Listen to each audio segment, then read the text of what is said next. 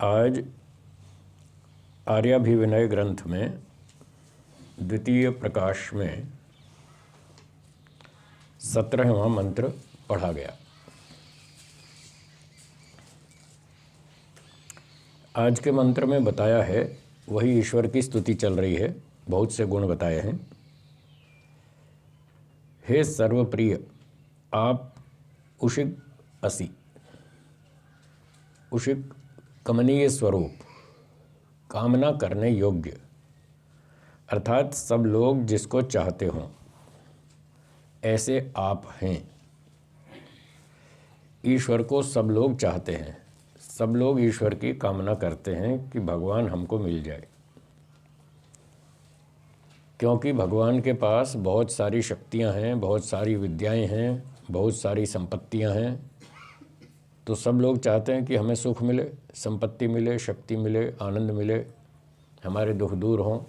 तो इन सब उद्देश्यों की पूर्ति के लिए वो ईश्वर को प्राप्त करना चाहते हैं। इस कारण से ईश्वर को कमनीय, कामना करने योग्य बताया है। तो आप उषिग असि, कामना करने योग्य हैं। कवि असि, आप कवि हैं, पूर्ण विद्वान हैं। कु शब्द एक धातु है जिससे कवि शब्द बनता है। तो ईश्वर कवि है, सर्वज्ञ है, पूर्ण विद्वान है, उसके ज्ञान में कोई कमी नहीं। अंगहारी असि, अर्थात स्वभक्तों का जो अघ अर्थात पाप, उसके अरि शत्रु, आप पाप के शत्रु हैं। शत्रु का अर्थ है विनाशक, तो आप पाप के नाशक हैं, अपने भक्तों के पापों का नाश करने वाले हैं। अब यहाँ लोग उलझ जाते हैं, पापों का नाश करने वाला। महर्षि दयानंद जी ने सत्यार्थ प्रकाश के चौथे समोल्लास में लिखा है, और यजुर्वेद के भाष्य में भी लिखा है, अंतिम 40वें अध्याय में, किया हुआ कर्म कभी निष्फल नहीं होता। न सद्य फलति गौरीव, महर्षि मनु जी का श्लोक दिया है। और उसकी व्याख्या में लिखा है कि जब व्यक्ति अधर्म करता है तो उसको तत्काल फल नहीं मिलता। पर ऐसा नहीं समझना कि तत्काल फल नहीं मिला तो फल नहीं मिलेगा, या वो माफ़ हो जाएगा या ख़त्म हो जाएगा। वो समय आने पर अपना फल अवश्य देगा। इसलिए लिखा है, किया हुआ कर्म कभी निष्फल नहीं होता, शीघ्र व विलंब से उसका फल मिलता ही है। परंतु तत्काल फल न मिलता हुआ देखकर अधर्मी लोग पाप करते हैं। वो ये सोचते हैं दंड तो मिला नहीं, तो कर लो जो मर्जी। तो महर्षि का कथन ये है, वेदों के आधार पर, ऋषियों के आधार पर, कि कोई भी कर्म निष्फल नहीं होता, वो समय आने पर फल देगा ही। चाहे अभी दे इसी जन्म में, चाहे 20 साल बाद दे, चाहे 50 साल बाद दे, चाहे 2 जन्म बाद या 20 जन्म बाद, या मुक्ति से लौटकर। जिस कर्म का फल नहीं मिला वो खाते में आपके बचा रहेगा, पड़ा ही रहेगा। वो कभी न कभी फल अवश्य देगा। मुक्ति में जाने से पहले सारे कर्म समाप्त नहीं हो जाते, वो हमेशा बचे ही रहते हैं। अब लोगों को इतनी बात समझ में नहीं आ रही, विचार नहीं करते ठीक से। अच्छा चलो इसको भी सुलझा लेते हैं, कैसे माफ़ करता है पाप, ये नाश कैसे करता है।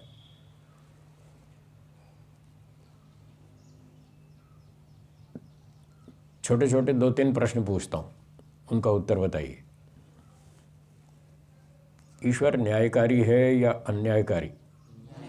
न्यायकारी। न्यायकारी किसे कहते हैं? कर्म का फल दिए बिना माफ़ कर दे, क्या ये न्यायकारी है? नहीं। अच्छा, बिना कर्म के मुफ्त में फल दे, क्या ये न्यायकारी है? तो ये दोनों बातें अन्याय की हैं। किए हुए कर्म का फल नहीं देना और बिना कर्म किए मुफ्त में फल देना, ये दोनों अन्याय हैं। तो क्या ईश्वर अन्यायकारी है? क्या वो ऐसा काम करेगा? नहीं करेगा। सीधी बात है, इतनी सिंपल बात है। कोई मन शुद्ध हो तो व्यक्ति फटाफट समझ ले, पर जब मन शुद्ध नहीं होता तो फिर सत्य समझ में नहीं आता। कल भी मैंने बताया था, ऋग्वेद आदि भाष्य भूमिका में महर्षि जी ने लिखा है कि शुद्ध मन से सत्य का ज्ञान होता है। अब मन शुद्ध नहीं है तो सत्य समझ में नहीं आएगा। व्यक्ति पक्षपात से, राग द्वेष की दृष्टि से ही देखता है हर बात को, अपनी मनमानी करना चाहता है। तो जो अपने उल्टे सीधे सिद्धांत बना लेते हैं लोग और उस सिद्धांत से फिर शास्त्र को पढ़ते हैं अथवा संसार को देखते हैं तो उनको सब चीज़ें उल्टी दिखती हैं। तो निष्पक्ष भाव से सोचना चाहिए। ईश्वर न्यायकारी है, बिना कर्म किए फल नहीं देगा और किए हुआ कर्म का फल अवश्य देगा, छोड़ेगा नहीं। यदि मुक्ति में जाने से पहले सारे कर्म समाप्त हो जाएं तो वो कैसे समाप्त हो गए? सारे कर्म तो एक जन्म में तो हम भोग नहीं सकते। पता नहीं कितने विचित्र प्रकार के कर्म हैं हमारे खाते में, तो सारे कर्मों को हम भोग नहीं सकते अंतिम जन्म में, वो असंभव है। इसका प्रमाण योग दर्शन दूसरा पाद 13वां सूत्र है। व्यास भाष्य में लिखा है ना, कर्म की 3 गतियाँ, अनियत विपाक कर्माशय की 3 गतियाँ। तो सारी गतियाँ एक साथ तो होती नहीं, कुछ अभी फल देगा, कुछ देर में देगा, कुछ बहुत देर में देगा। तो कुछ ना कुछ कर्म बचे रहेंगे हमारे और वो यदि बिना फल दिए नष्ट कर दिए जाएं तो ये अन्याय होगा। जब मुक्ति से लौटेंगे तब खाते में तो है नहीं, उस हिसाब से सारे तो पहले ही ख़त्म कर दिए थे तो बैलेंस तो ज़ीरो है। तो मुफ्त में पहला शरीर देना पड़ेगा ईश्वर को बिना कर्म के। तो मुफ्त में देना ये भी अन्याय है और बिना फल दिए पहले नष्ट कर दिए वो भी अन्याय है। दोनों तरफ अन्याय बनेगा। आप कहते हैं ईश्वर न्यायकारी है। जब न्यायकारी है तो बिना फल दिए क्यों नष्ट कर देगा? हेतु एक भी नहीं आपके पास, एक भी हेतु नहीं आपके पास, क्यों नष्ट किया उसने? उसका नियम क्या है? मुफ्त में फल देना ये नियम है या कर्म के आधार पे फल देना नियम है? क्या नियम है ईश्वर का? जब कर्म के आधार पे फल देगा तो मुक्ति से लौटते समय क्यों फ्री में देगा? और यदि ये माने कि कर्म बचे रहते हैं तो एक भी दोष नहीं आता। बचे रहने वाले पक्ष में एक भी दोष नहीं आता कि पहले के कर्म बचे हैं उन्हीं का फल लौट के देगा। न उधर अन्याय है न इधर, कोई भी अन्याय नहीं है। और उस पक्ष में दोनों तरफ अन्याय है। और आप कहते हैं ईश्वर न्यायकारी है। न्यायकारी है तो बात साफ है। अब कोई हठ करे तो उसका कोई इलाज नहीं है। महर्षि जी ने एक जगह लिखा है, मूर्खस्य नास्ति औषधम लिखा है ना, व्यवहार भानु शायद है कहीं, मूर्ख की कोई औषधि नहीं है। तो हठी आदमियों का कोई इलाज नहीं। चलिए आगे चलते हैं। तो ईश्वर पाप का नाश करता है। कैसे नाश करता है? वो अच्छी प्रेरणा देता है अपने भक्तों को और सावधान करता है कि असुर्या नाम ते लोका अंधे न तमसा वृता, सावधान हो जाओ, घोटाले करोगे सांप बिच्छू बनाऊंगा, हाथी भेड़ बकरी बनाऊंगा, शेर भेड़िया बना दूंगा। ये सारी वार्निंग दे रखी है वेदों में, हाँ या ना? दी है ना? तो जब दंड सामने दिखेगा तो कोई आदमी गलती करेगा? अग्नि जल रही है, गरम गरम है, उसमें हाथ डालेंगे तो जलेगा।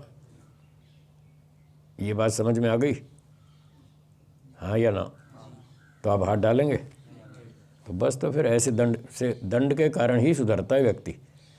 दुनिया में जितने भी लोग आज तक सुधरे हैं, चाहे देश में हो चाहे विदेश में हो, चाहे भूतकाल में हो चाहे वर्तमान में हो और चाहे भविष्य में सुधरेंगे, उनके लिए, सबके लिए एक ही कानून है, वो है दंड।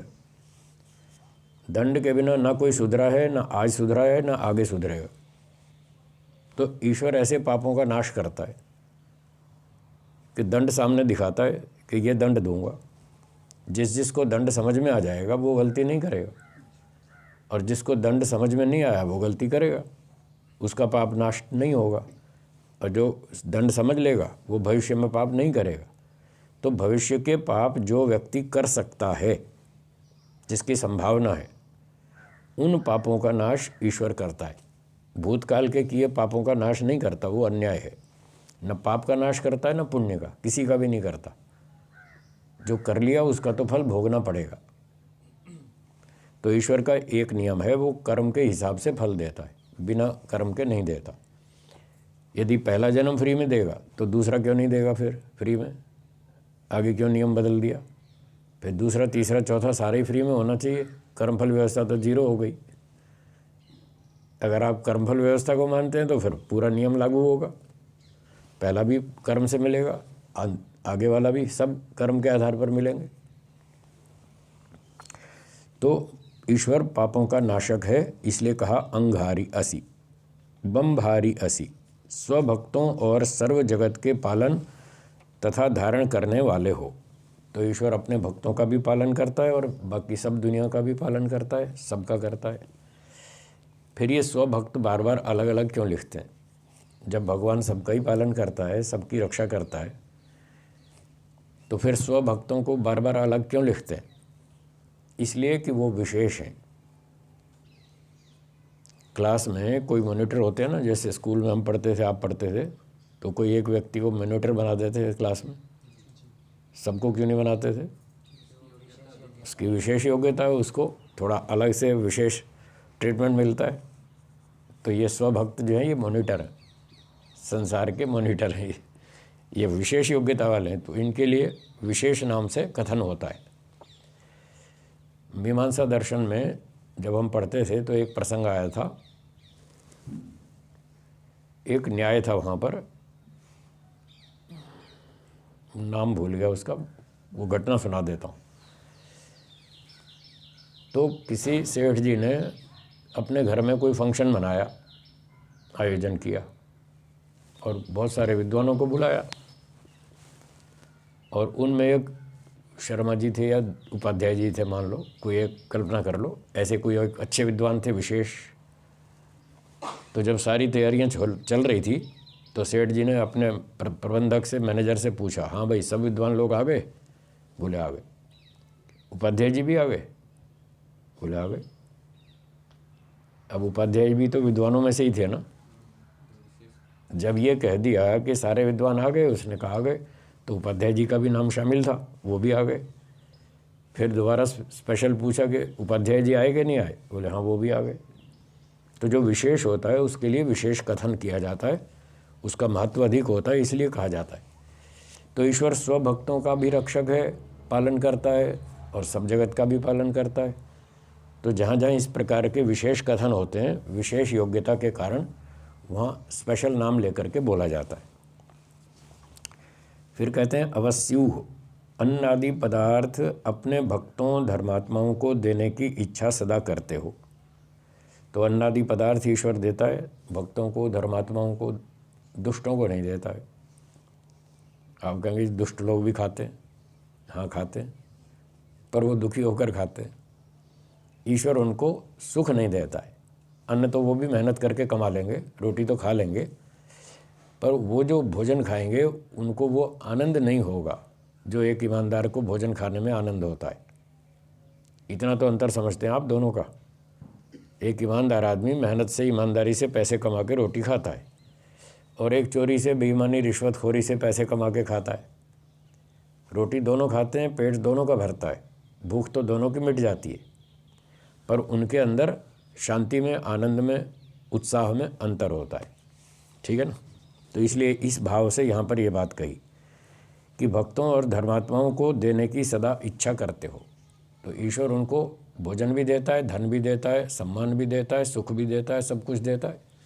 और दुष्टों को मना करता है कि तुम घोटालेबाज हो, रोटी तो तुम्हें भले ही दे दूंगा, पर तुमको सुख नहीं दूंगा, शांति नहीं दूंगा, आनंद नहीं दूंगा, क्योंकि तुम मेरी बात नहीं मानते। जब तुम मेरी नहीं मानते तो मैं तुम्हारी क्यों मानूंगा? एक हाथ दे एक हाथ ले, न्याय की बात है। और फिर कहते हैं तथा विद्वानों से परिचरणीय सेवनीयतम हो दुवस्वान। तो ईश्वर परिचरण यानी सेवा करने योग्य है, ईश्वर की सेवा करनी चाहिए। विद्वान लोग ईश्वर की सेवा करते हैं। कैसे सेवा करते हैं? उसका हाथ पैर तो है नहीं, ये जो हाथ पैर दबाएंगे, ऐसी सेवा नहीं करते। ईश्वर का शरीर ही नहीं है। उसकी सेवा का मतलब आज्ञा का पालन करना। माता पिता का तो शरीर है, गुरुजनों का तो शरीर है, तो थकान होती है तो हाथ पैर दबा देते हैं, उनकी सेवा हो गई। पर ईश्वर का तो शरीर ही नहीं है, तो उसकी सेवा कैसे करेंगे? उसके आदेश का पालन करेंगे। विद्वान लोग ईश्वर के आदेश का पालन करते हैं, और वो सबसे अधिक सेवनीय है, सेवनीयतम है। तो सबसे अधिक ईश्वर की आज्ञा का पालन करते हैं विद्वान लोग, इसलिए ईश्वर उनको सुख भी देता है। शुंध्यु असि, शुद्ध स्वरूप हैं और सब जगत के शोधक हैं। तो ईश्वर शुद्ध स्वरूप है ही, उसमें कूड़ा कचरा गंदगी कुछ भी नहीं है, मिथ्या ज्ञान अविद्या पाप कर्म कुछ भी नहीं है। सब प्रकार से ईश्वर शुद्ध है और सब जगत को शुद्ध करने वाला है। मार्जालीय, मार्जन करने वाले, पापों का निवारण करने वाले आप ही हो। तो अभी बता दिया पाप का निवारण जो भविष्य में हम कर सकते हैं, उन पापों का निवारण ईश्वर करता है, भूतकाल के नहीं, वो तो भोगने पड़ेंगे। सम्राट ऐसी, सब राजाओं के महाराज हो। तो सब राजाओं का सबसे बड़ा राजा ईश्वर है, उससे बड़ा कोई राजा नहीं है संसार में। उसी का सबसे बड़ा कानून है, उसी का नियम चलता है। बाकी राजाओं को भी ईश्वर ने कहा था कि जैसे कानून मैंने बताए वेदों में, ऐसे ही अपने अपने इलाके में कानून बनाना, मेरे संविधान के विरुद्ध कानून मत बनाना। तो जिन राजाओं ने ईश्वर की बात मान ली, वेदानुकूल संविधान बनाए, वो सुखी हैं। और जिन जिन लोगों ने अपने घर के नकली कानून बनाए, ईश्वर के विरुद्ध, वेदों के विरुद्ध कानून बनाए, वो बेचारे परेशान हैं, दुखी हैं, दंड भोग रहे हैं। इसलिए ईश्वर सब राजाओं का सबसे बड़ा महाराजा है, उसको ऐसा मानना चाहिए। और जो जो लोग ईश्वर आदेश का पालन करेंगे वही सुखी होंगे, बाकी तो समस्याओं में घिरे रहेंगे। कृशानु, कृष, दीन जनों के प्राण के सुखदाता आप हो। तो जो दीनहीन गरीब लोग हैं, विपत्ति में ग्रस्त हैं, उनका भी रक्षक भगवान है, उनके भी प्राण देता है, उनको भी खाना पीना जैसे तैसे उनको देता रहता है। कर्मफल भी देना है और रक्षा भी करनी है, इसलिए दोनों काम करता रहता है। फिर कहते हैं परिषद्योसी, हे न्यायकारिण, आप पवित्र परमेश्वर, सभा के अज्ञापक। तो आप न्यायकारी हैं, पवमान हैं, पवित्र करने वाले हैं, स्वयं पवित्र हैं और दूसरों को पवित्र करते हैं। और परिषद्योसी, सभा के आज्ञापक, सभा का को आज्ञा देने वाले। जब भी कोई सभा होती है, कोई मीटिंग होती है, बैठकर वहाँ 4 आदमी 10 आदमी मिलकर बातचीत करते हैं, जो भी चर्चा करते हैं, कानून पास करते हैं, वो ईश्वर के अनुकूल होना चाहिए। ईश्वर उनको आदेश देता है, जो मैंने वेद में बताया वैसे ही कानून बनाना, वैसे ही सिद्धांत बनाना, आपने उल्टे सीधे मत बनाना। इसलिए वो अध्यापक है, सबका आज्ञा देता है सबको, इस तरह से काम करो। सभ्य, सभापति, सभाप्रिय, सभा रक्षक। तो ईश्वर सभ्य है, सभापति है। हर सभा का सभापति मनुष्य एक होता ही है, जो सभा का संचालन करता है। और उस सभा का उससे भी बड़ा सभापति ईश्वर होता है। ईश्वर को साक्षी मान के वो लोग सभा करते हैं, तो उनके कानून ठीक बनेंगे, वो ठीक नियम पास करेंगे। और जहाँ ईश्वर को सभापति नहीं मानते, नास्तिक लोग हैं, वो उल्टे सीधे मनमाने कानून बनाएंगे और फिर दुष्परिणाम निकलेंगे उसके। तो किसी भी सभा का अंतिम सबसे बड़ा सभापति ईश्वर तो होता ही है, वो तो स्वतः सिद्ध है, इसलिए उसको सभापति कहा गया। सभाप्रिय, सभा में जितने लोग हैं सब ईश्वर से प्रेम करते हैं, तभी सभा ठीक चलेगी, वरना अन्याय होगा और सभा भंग हो जाएगी, कोई ना कोई विद्रोह करेगा। तो भगवान ईश्वर सभा प्रिय है, सभा रक्षक है, आप ही रक्षक हैं सभा के, सबको अच्छी बात सिखाते हैं, अच्छी प्रेरणा देते हैं, तो सब लोग उसी हिसाब से अच्छे काम करते हैं, तो सभा सुरक्षित रहती है। इसलिए भगवान सभी सभाओं का रक्षक है। और पवमानः, पवित्र स्वरूप, पवित्र कारक, ईश्वर पवित्र है और दूसरों को सबको पवित्र करने वाला है। सभा से ही सुखदायक पवित्र प्रिय आप ही हो, तो आप ही सबसे पवित्र हो, सबको सुख देने वाले हो। नभः असि, हे निर्विकार, आप आकाशवत क्षोभ रहित। जैसे आकाश सर्वव्यापक है, ऐसे ही ईश्वर भी सर्वव्यापक है, आकाश के तुल्य। आकाश में क्षोभ नहीं है, गति, चंचलता, कंपन। क्षोभ का मतलब ये है। तो जैसे आकाश हिलता डुलता नहीं है, वो व्यापक है, स्थिर है, कंपन रहित है, ऐसे ईश्वर भी व्यापक है, वो भी हिलता डुलता नहीं है, कंपन क्षोभ से रहित है। आकाश के तुल्य है, इसलिए ईश्वर का एक नाम नभ ऐसा भी है। नभ आकाश को कहते हैं, तो नभ नाम आकाश का भी है, ईश्वर का भी है। प्रतक्वा सबके ज्ञाता, सत्यासत्यकारी जनों के कर्मों की साक्ष्य रखने वाले। तो ईश्वर सबका ज्ञाता है, चाहे कोई सत्य कार्य करे चाहे असत्य कार्य करे, ईश्वर सबके कर्मों को ठीक ठीक जानता है, सबका साक्षी है, क्योंकि व्यापक है, चेतन है। वो जो भी कोई क्रिया करता है वो वहीं उपस्थित है, सबको देखता रहता है। चाहे अच्छा करो चाहे बुरा करो, ईश्वर सबके कर्मों को देखता है।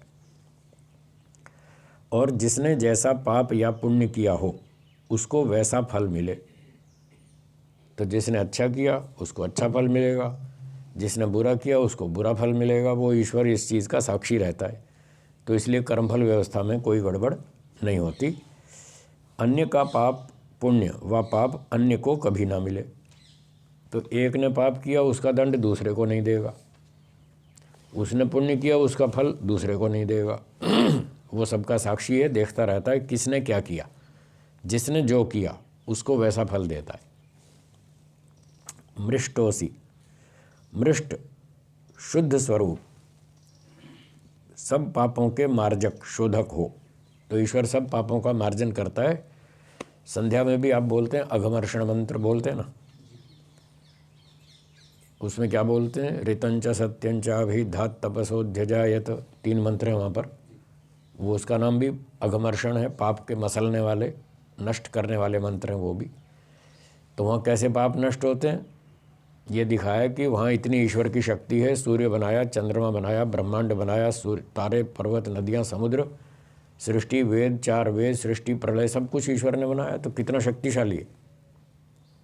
ऐसे शक्तिशाली ईश्वर की नज़र से आप बच जाएंगे? इतनी हिम्मत है? नहीं, सावधान। गड़बड़ करोगे तो रगड़ देगा, छोड़ेगा नहीं। इस तरह उसका दंड दिखाया, उसकी शक्ति दिखाई और पापों का नाश किया कि ऐसे शक्तिशाली ईश्वर के सामने आप बच नहीं पाएंगे, इसलिए घोटाले मत करो।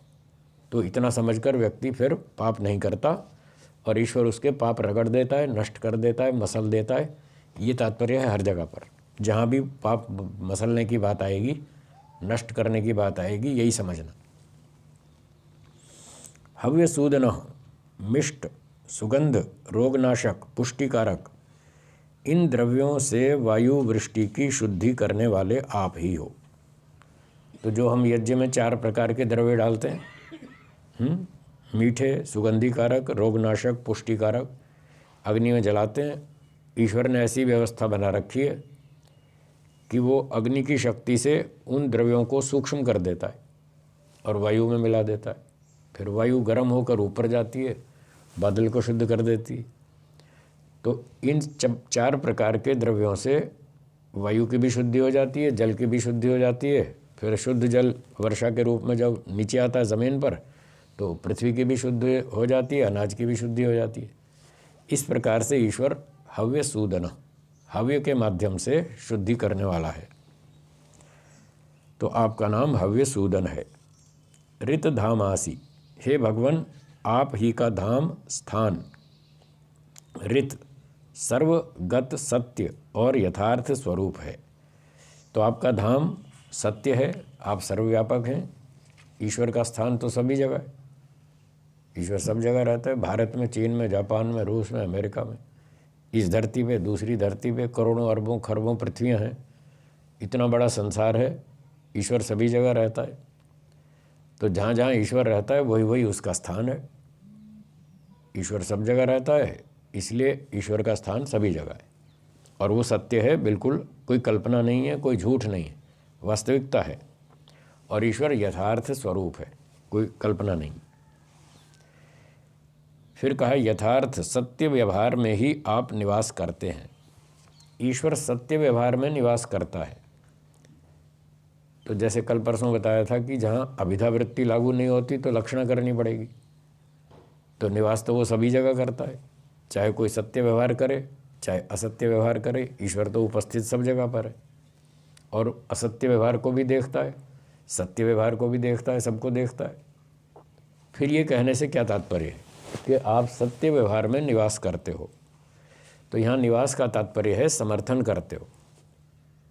जो जो लोग सत्य व्यवहार करते हैं ईश्वर उनका समर्थन करता है, कहता हाँ ठीक है, शाबाश शाबाश, बहुत अच्छे, करो करो। तो ईश्वर की उसमें साक्षी है, सहयोग है, उत्साहवर्धन है, ये ईश्वर का निवास।